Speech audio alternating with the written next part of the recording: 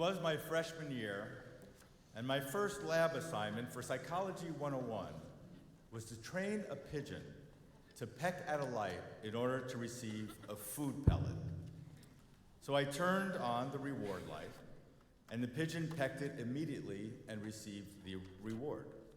And then he did it again and again. No trial and no error. I told the teaching assistant that I had completed the assignment, that I was clearly a genius pigeon trainer, and thus should get an A+ on the assignment. No, the TA chuckled. What that means is that your pigeon was already trained by a previous student, at which point, rather than an A+, he gave me a new pigeon.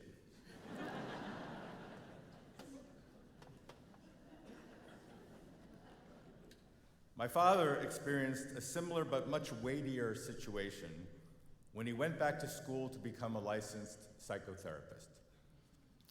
Part of the requirement was a practicum in which the students counseled patients in a mental facility under supervision. Of course, there were only so many patients there, and so inevitably, my dad was assigned to counsel an elderly gentleman suffering from severe psychosis who had already been treated unsuccessfully by a plethora of previous students, Nebuch. My dad did not cure him, of course, but he did uncover the source of his mental illness. This man, you see, was a Holocaust survivor, and his story could have been torn from a page of an Elie Wiesel novel. When he was but 18, he, his brother, and his elderly father were forced into a crowded cattle car on their way to the death camps. Both boys were Starkes, strong young men, and thus they were able to procure a good portion of the bread that had been thrown into the car by their Nazi guards. They offered it to their papa to bolster his strength. "I am dying," the father told them. "I have no chance of ever making it out of this cattle car. But the two of you are young and strong and can live. Please, please eat the bread and survive."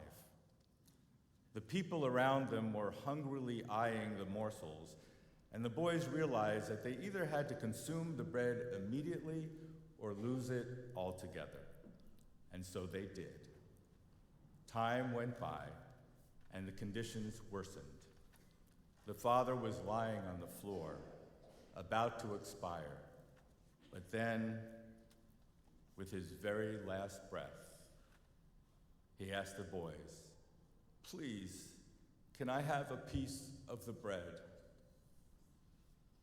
Guilt is a very powerful emotion, but the full psychological impact of that moment was postponed by the exigencies of survival.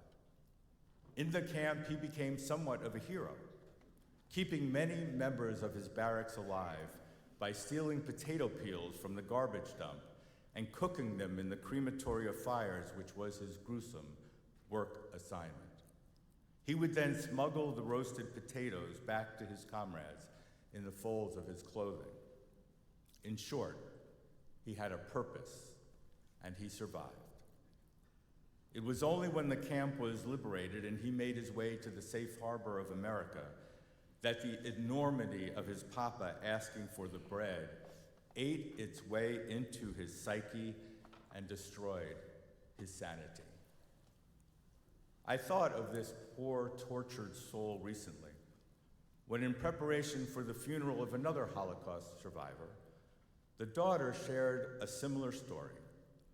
Her father, too, had served as a provider of sorts for his concentration camp bunkmates, one of whom was none other than the renowned philosopher and psychologist Viktor Frankl, who after his release from the horrors of the concentration camps penned his seminal work, Man's Search for Meaning, which focuses in large part on how he was able to survive the concentration camps without descending into madness.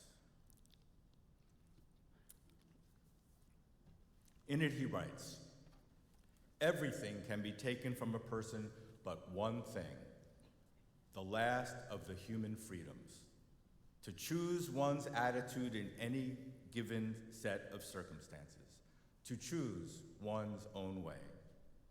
Elsewhere, he explains, when we are no longer able to change a situation, we are challenged to change ourselves. And further, life is never made unbearable by circumstances, but only by the lack of meaning and purpose. And then there is one sentence that just blew my mind and has transformed my way of looking at the world. Between stimulus and response, he writes, there is a space. In that space is our power to choose our response. In our response lies our growth and freedom. So, between the experience that is happening to us and our response to that experience, there is a tiny space in which we get to choose our own attitude.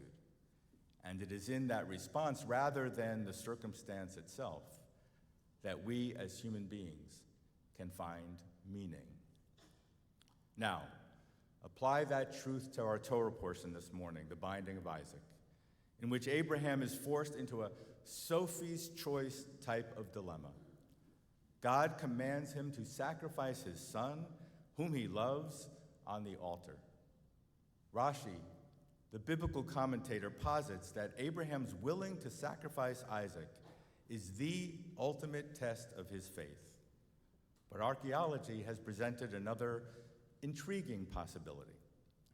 In one of the three valleys that make up Jerusalem, it's called Gei Hinnom, or the Valley of the Damned. My archaeology professor at HUC, Dr. Avram Biran, uncovered Canaanite altars surrounded by clay urns containing the bones of children.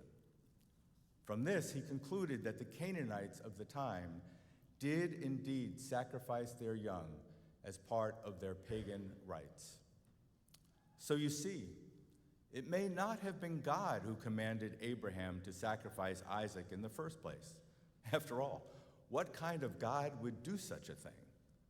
Rather, when Abraham had the religious epiphany of meeting the one God, his first inclination was to do exactly what his neighbors would do. But then, an angel intercedes by yelling, "Abraham!" And then, when that did not stop him, "Abraham!" which finally awakens him from his fog so that he looks up and sees a ram caught in the thicket. Although, I would argue that there probably was no angel either, but rather a pause, just as Frankl would have it. A moment between the impulse and the action. A moment when his conscience screamed out, "Abraham," and then once again, "Abraham." And it was in that tiny space between the two that he made the crucial adjustment in his attitude, in his theology, and in his behavior. He rejected child sacrifice, and it was in that moment, I do believe, that the Jewish religion was born.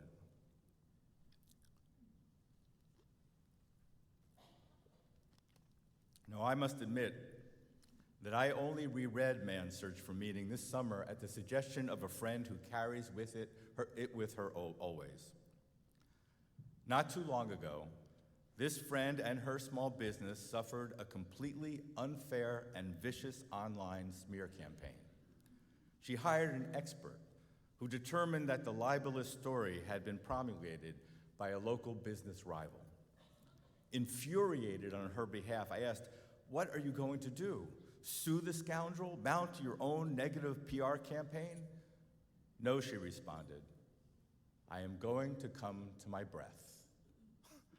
"You are going to breathe?" I asked incredulously. "That's it?" "Yes," she responded. "I am going to breathe." And then she smiled and added, "Don't worry, Rabbi. Gam ze ya'avor. This too shall pass." And how could I, as a rabbi, argue with that? Although for me, it brought to mind the quip about the Buddhist monk who advises, don't just do something, sit there. And that is what she did. She just sat there. But do you know what? It turns out that the old adage about there being no such thing as bad publicity turned out to be true.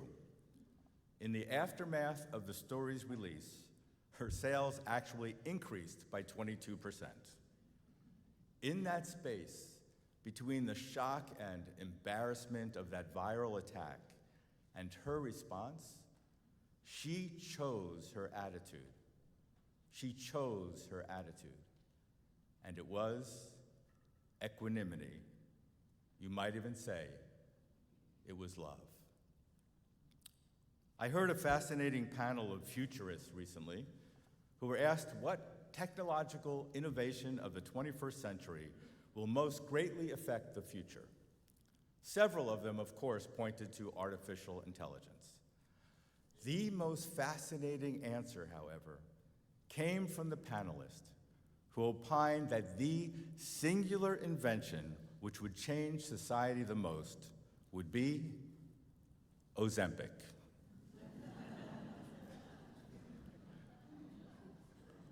Why Ozempic? Because that class of GLP-1 drugs works in that space between impulse and reaction, between a moment of boredom or anxiety, for instance, and the opening of the refrigerator door. Basically, through impulse control. And what is the cause of so many of society's current ills? Lack of impulse control. Not only in our diets, but also with regard to drug addiction, drinking, gambling, consumerism, self-harm, violence, road rage, and so on. So, if we as a society were to find a way to curb those impulses, what a wonderful world it would be. But what if there was a spiritual Ozempic? A way to utilize not drugs, but rather Torah to control our destructive impulses.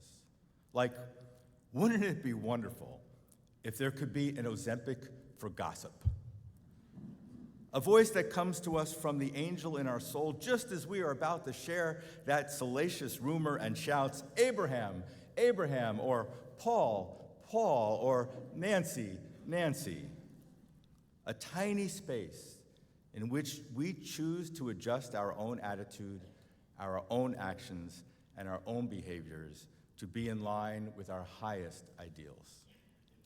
So, for this year's New Year's resolution, in addition to starting a new diet or a new exercise regimen, resolve to choose your own attitude. In your response to friends and family with whom you disagree, choose your own attitude. When confronted by racism and anti-Semitism, choose your own attitude. In reaction to another's hostility, rejection, or even slander, choose your own attitude. After all, we cannot allow those schmendricks to make us less than we are meant to be. We are human beings after all, and like Viktor Frankl, who found himself in the very worst of circumstances, we get to choose our own response to derision, to hatred, and even to tragedy. In many ways, you see, we are all like that pigeon in that box.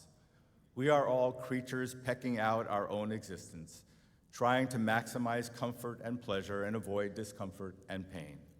But we are not pigeons. We are human beings, and thus we should not feel compelled to peck reflexively at whatever light or stimulus appears before us.